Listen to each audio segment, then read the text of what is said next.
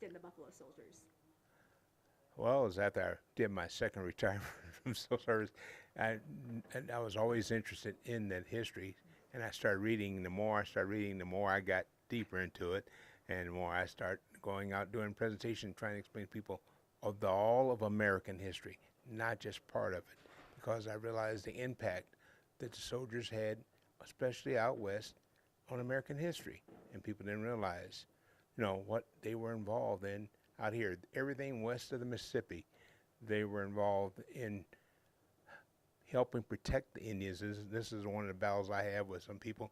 They actually was trying to protect the Indians from settlers and settlers from Indians, and the matter of fact, settlers from settlers, and that they were actually the law enforcement out here, out west, doing a lot of things. In every state you have, uh, Colorado, Arizona, New Mexico, you will find books on them and what they did in these states, skirmishes. There was well over 200 skirmishes that the Buffalo Soldiers did throughout the West, along with protection. They stopped ranchers fighting each other and all things. It was like law enforcement. The Native Americans partnered with them to help them survive out west. So the actual thing was they was trying to be helpful with the Native Americans and everything else. Now, if I had some confrontation with that issue, everybody think they was trying to, kill off the Native Americans. No, they were trying to do their job and protect all sides. And that's why I really got involved, because people just did not understand the true history, what these soldiers were doing out west, Why do you think that is, that people didn't understand? because they never read and they never would find out more about it. They hear from hearsay, and hearsay is that cause I had one Native American thought the Buffalo Soldier was involved in the Sand Creek Massacre, Oh. and I had to explain to him that was 1864. Colonel Shippington and them did that, not the Buffalo Soldier, because they weren't even created 1866. So I go out and and explain a lot of history and confusion. And here in Colorado, like I said, they guarded the surveyors to create the state lines. They protected the ranchers, and people got caught in snowstorms out in Chipeta Park and a whole variety of places throughout the West. So it's hard to explain the history, but I've got about 60 books I got at home. You sit and read for me to explain it all. It's just too difficult to explain in a short presentation. If anybody want to do a presentation, I've done a presentation down here in old Colorado City, Los Animas, Boggsville, uh, Santa Fe Trail Association, Fort Garland, Mola State Park. We've gone and explained this because they had a big impact that you mentioned on the park system.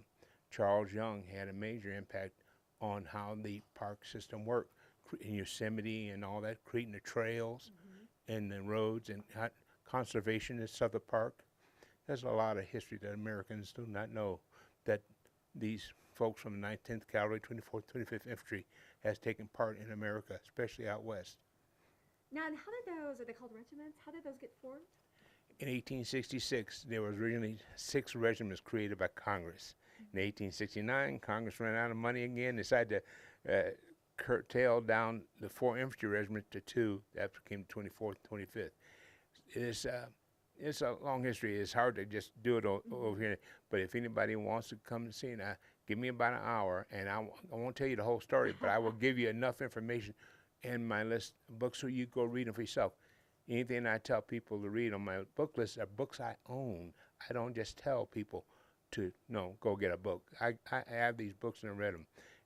Interesting people who are there are the Seminole Indians and what they did and how they helped during this process. Now, how would you say, if you had to kind of sum it up, how would you say that the Buffalo Soldiers helped shape Colorado into what it is now? How they shaped the whole West, how it is now, it's hard to put in just simple terms. They just tried to be your major peacekeepers between everyone. They did what they were told to do. They followed orders, but mainly they were in the middle. And at the time they were in the middle, helping wagon trains and everything else, they were still being prejudiced against. They had a lot of, they couldn't go into towns or stores and things. It was unbelievable, some of the circumstances they were caught in.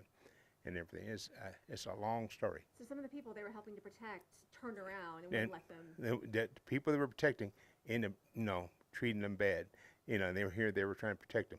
Again, it's part of that history. You have to sit and read, and it can't just be told to you. You have to get into it to read it and everything. It's not that simple.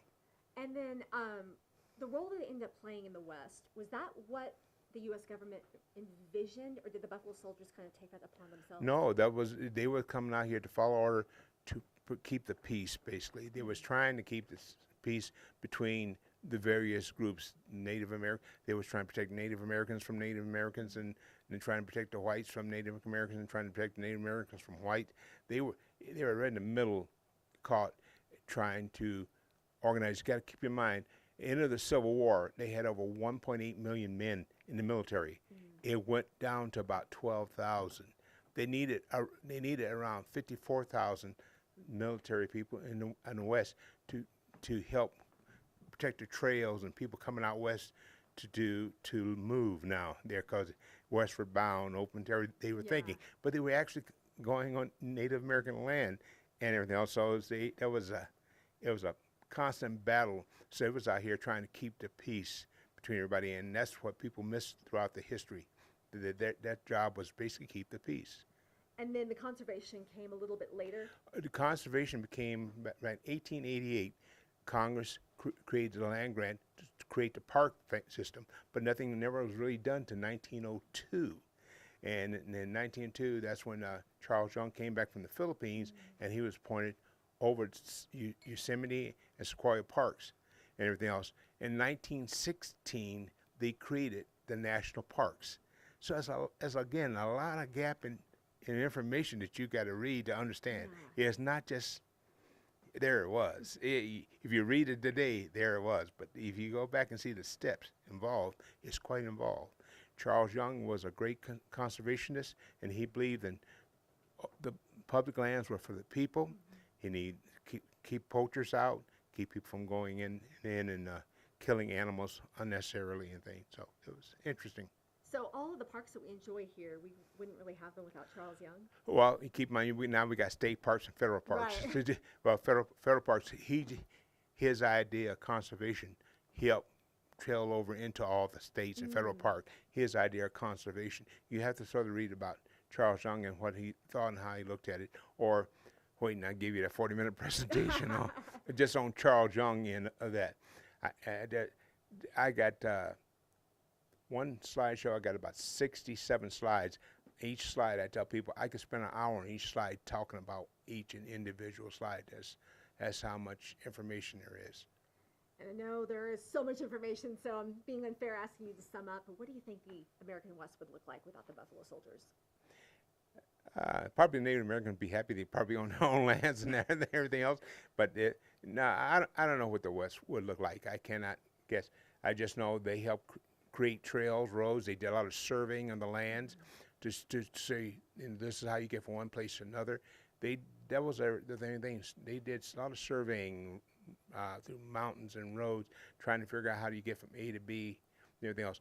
Like the Santa Fe Trail, people don't realize they think Santa Fe Trail is just one trail. Actually, there was 4 parts to the Santa Fe Trail and everything else. So you had the mountain pass, then you had the Cimarron Pass, then you had the pass from Pueblo down to Taos, then you had the military pass. So there's a lot there again. This when you start me off, I going too many different directions and everything. Well, Sorry. you keep talking about these books. If you could only name 3. Not possible. Not possible. What do you have a few that you could give people that might be the best place to start? Well, as I showed you, I got my one list of all my books, except for the Black Cowboys is on that list. That's 2 pages long. Then I got one list, I call my personal reading, which is about 3/4 of a page of books that I would highly recommend people start reading. Unfortunately, some of them books will cost you, like when I first bought one of those books, cost me $400 to get the book. It's On the Trail of the Buffalo Soldiers. Now there's a volume 2, and that's got the most documented history in there as far as the regiments, who they were, and all that.